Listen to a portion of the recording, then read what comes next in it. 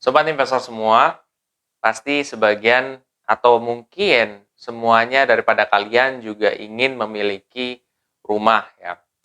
Terutama rumah itu kan digunakan buat kita berkumpul dengan keluarga, kita untuk apa ya melakukan aktivitas, entah pekerjaan juga, ada yang working from home kan gitu, dan berbagai macam aktivitas lainnya. Nah, di video ini gue pengen sharing juga bagaimana caranya sobat investor semua bisa membeli rumah yang harganya 500 juta dengan reksadana. Penasaran seperti apa? Simak videonya setelah yang satu ini.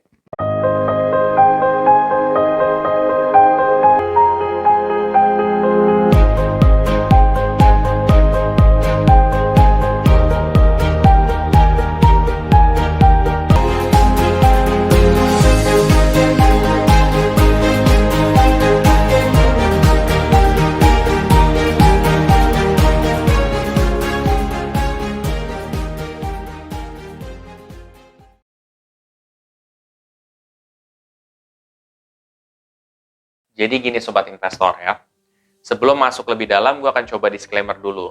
Satu, keputusan investasi ada di diri kita masing-masing. Kedua, investasi itu pasti mengandung resiko.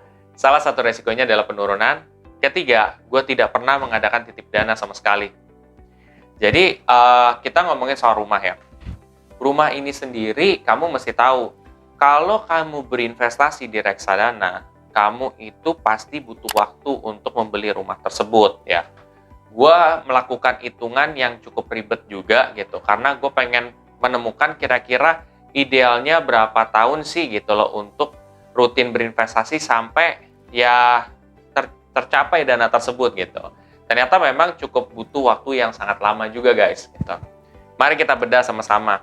Jadi kalau misalkan kalian mau membeli rumah ini dengan reksadana, langkah pertama yang mesti kalian tahu adalah ya harganya berapa. Katakan harga rumahnya adalah 500 juta. Nah, setelah kalian tahu harganya, langkah kedua yang mesti kalian lakukan itu adalah kira-kira kalian mau mencapai di tahun keberapa. Nah, di sini gue setelah hitung-hitung kayaknya akan lebih baik kalau tercapainya itu di 15 tahun. Kenapa nggak 10 tahun? Karena 10 tahun berat banget gitu. Karena gue mau mencoba dengan budget yang cukup lumayan gitu ya. Tapi lu bisa tercapai gitu ya. Nah, di sini idealnya menurut pendapat gue adalah 15 tahun gitu untuk mencapai tersebut. Kenapa gue punya hitungan seperti itu? Karena gini, kalian mesti tahu ya, setelah kalian udah tahu nih kapan mau dicapainya ya 15 tahun. Sekarang harga 500 juta kira-kira dalam 15 tahun ya, itu jadi berapa rumah tersebut? Nah, ternyata setelah gue menggunakan kalkulator investasi dengan asumsi kenaikan properti itu per tahun 4%, itu jadinya total rumah 500 juta saat ini bisa jadi 900 juta 472 ribu rupiah gitu. Jadi udah 500 jadi 900 juta pada saat 15 tahun yang akan datang. Jadi yang harus kalian persiapkan itu bukan 500 jutanya, tapi 900 juta ini gitu. Karena kan kalian nominal masa depan yang harus kalian targetin gitu ya. Nah, sampai situ dulu. Kalian coba catat dulu karena ini butuh pemahaman yang lebih juga dan kalian itu harus serius juga kalau emang mau benar-benar belajar di sini. Nah, itu 900 juta kan. Nah, kenapa gue asumsinya itu 4%? Itu kan mungkin akan jadi pertanyaan buat kalian. Ternyata setelah gue riset juga, kenaikan pada properti itu dari berbagai sumber beda-beda. Ada yang kalau di saat pandemi itu yang sekitar cuma naik 1,5%, 2% gitu loh. Ya di saat-saat seperti ini ya gitu. Sebelum-sebelumnya bisa sampai kayak 4%, 3%, bisa sampai bahkan 11% waktu tahun 2013 berdasarkan salah satu sumber yang gue temukan juga. Tapi di lain sumber berbeda lagi. Jadi gue nyari aman aja lah sekitar 4% lah per tahun. Ya sekitar segitu 900 juta. Oke, sekarang kalian tahu kan nominal itu berasal dari mana? Oke, kalian udah tahu nominalnya, itu belum selesai urusan. Nah, sekarang kalian itu harus pakai salah satu fitur yang ada di Robo-Advisor Bibit, ya. Karena gue merasa terbantu banget dengan ada sistem itu. Nah, itu caranya gue tinggal beli rumah, budgetnya berapa? 900 juta 472 ribu. Udah, kira-kira berapa yang harus saya sisihkan rutin selama ya 15 tahun ini per bulan gitu. Ternyata di sini yang harus disisihkan rutin itu adalah 1.850.000 per bulan gitu. Rutin sampai 15 tahun. Nah, di sini kalian udah ngerti kan kenapa gue minta atau gue tuh beranggapan bahwa kayak 15 tahun, nggak 10 tahun. Karena lu bayangin aja, ini di yang harus kita sisihkan 1.850.000, itu gede banget. Kalau lu misalkan 10 tahun, lebih gede lagi, itu bisa 3 juta.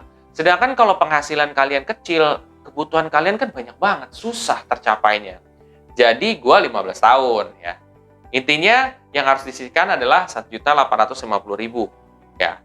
Dan ini buat sobat investor semua yang punya gaji 10 juta ya.